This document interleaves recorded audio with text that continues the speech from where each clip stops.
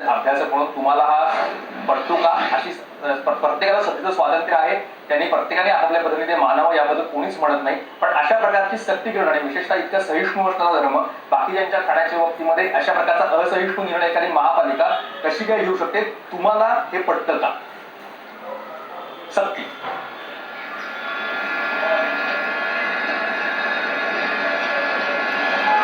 कायद्याची गोष्ट एक संताच्या भूमिकेमधून मी बोलू शकत नाही. कायदा हा कायद्याचा सारखा असतो, पण कुठेतरी भावनात्मक काही निर्णय असतात. आणि भारतामध्ये परंपरा आहे की एक दुसऱ्याने एक दुसऱ्याच्या परंपराचा आदर करावा. पुण्यामध्ये एकादशीच्या दिवशी सुद्धा सगळे दुकाने बंद असतात आणि महात्मा गांधीच्या जयंतीच्या दिवशी सुद्धा हे सगळे प्रकार बंद असतात. हे फक्त एका दुसऱ्याच्या भावनेचा आदर करण्याचा विषय आहे. आणि जे भावनात्मक बुद्धी असतात त्यांना राजकारणाचा पूर द्यायचा किंवा कायद्याच्या गोष्टीमध्ये बसवण्याचा प्रयत्न करणं हे कुठेतरी हृदयाला. पण प्रवीणजी, तुम्ही जे उदाहरण सांगितले ते प्रत्येकाने स्वयंस्फूर्तीने केलेलं असतं, कोणीही नियम व अशा प्रकारचे प्रपोजल पास केलेले नसतात. प्रत्येकाने म्हणे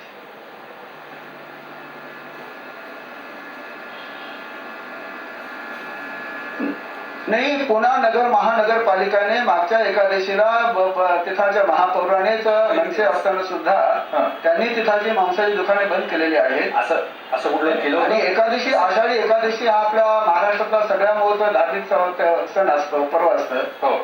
आणि याच्यामध्ये सत्य हा शब्द का, भक्ती का नेमे? नाही, असं आहे की त्याच्यात एक फक्त एक स्पष्टता करू इच्छितो की अनेक वेळा महावीर जयंती असेल किंवा असं कुठले असेल अशा ऑकेजनला आपण एखाद दुसरा दिवस सरकारनेच मला वाटतं की ते बंद ठेवलेलं आहे. इव्हन पर्युषण काळात सुद्धा या आधी सुद्धा 4 दिवस बंद करत होते, पण आता महापालिकेने त्याच्या पुढे जाऊन संपूर्ण कालावधीसाठी बंद करण्याचा निर्णय घेतलेला आहे.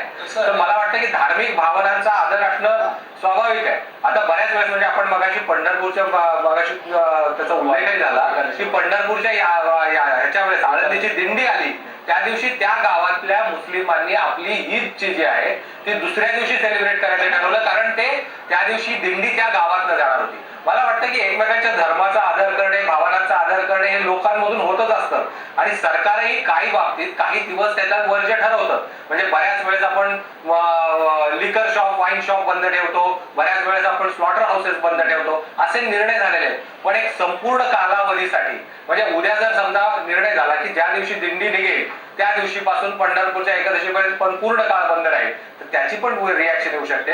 एक ठराविक भावनांचा एखादा दिवस मान्य होऊ शकतो, परंतु संपूर्ण गणेशोत्सव, संपूर्ण नवरात्र उत्सव असे जर सरसकट बंदी घालत गेलो स्वाभाविकपणे त्याच्यामुळे मला वाटतं की परवा ज्यावेळेस उच्च न्यायालयामध्ये गणपती पेंडालचा विषय आला त्यावेळेस न्यायालयाने स्पष्टपणे सांगितलंय की तुमचे जे धार्मिक आचरण आहे, धार्मिक उत्सव आहे ते शक्यतो आपल्या घरापर्यंत मर्यादित ठेवा. समाजावर त्याचं बंधन घालू नका, समाजाला त्याचा त्रास होणार नाही याचं लक्षात घ्या. प्रवीणजीला उत्तर. प्रवीणजी, तुम्ही भक्तीचा उल्लेख केला, पण सक्तीनं भक्ती कशी काय केली जाऊ शकते? मला वाटतं की नाही, सक्ती आणि भक्ती या दोन्ही गोष्टी वेगळ्या आहेत. सक्तीने भक्ती होऊ शकत नाही. भक्तीमध्ये अशी भावना असते की आपण कोणत्या चांगल्या गोष्टीचा प्रचार करावा आणि मांसाहार नाही केला तर काही माणसाला अडचण येत नाही. पण ते मान्य आहे ना, शाकाहार कोणताही मांसाहारावर जगू शकत नाही, त्याच्यामध्ये कुठे शाकाहार बरोबर असतो.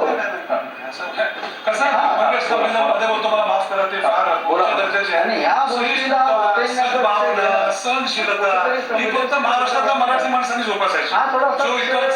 जो इकडचा भूमिपुत्र आहे, कोणी या मराठी माणसा